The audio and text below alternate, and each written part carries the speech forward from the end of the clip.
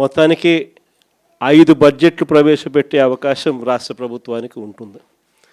అందులో 2 అయిపోయినాయి, మూడోది ఇప్పుడు మార్చిలో, ఫిబ్రవరి చివరిలోనో మార్చిలోనో మూడో బడ్జెట్ ప్రవేశపెడతారు. దాని తర్వాత ఇంకా మిగిలి ఉండేది 2.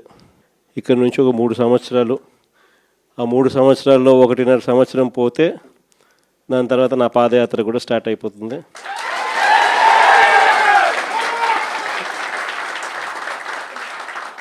దాని తర్వాత మరో 1.5 సంవత్సరం నేను కూడా ప్రజలతోనే రోడ్ల మీదే ప్రజల్లోనే మమేకమవుతూ ఆ ప్రయాణం కొనసాగుతుంది.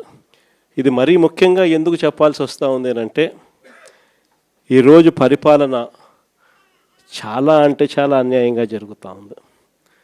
రెడ్ బుక్ రాజ్యాంగంతో ఎక్కడా కూడా ఎవరినైనా కూడా ఏమంటే అది నేను చేసేయచ్చు అని ఖండకావరంతో ఈరోజు పరిపాలన సాగిస్తూ ఉన్నారు.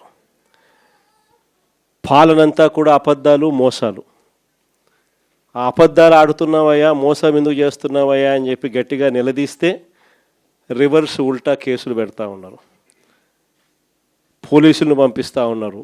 పోలీసు వ్యవస్థ ఎప్పుడు చూడని విధంగా దుర్వినియోగం అయిపోయిన పరిస్థితులు మొట్టమొదటిసారిగా చూస్తూ ఉన్నాం.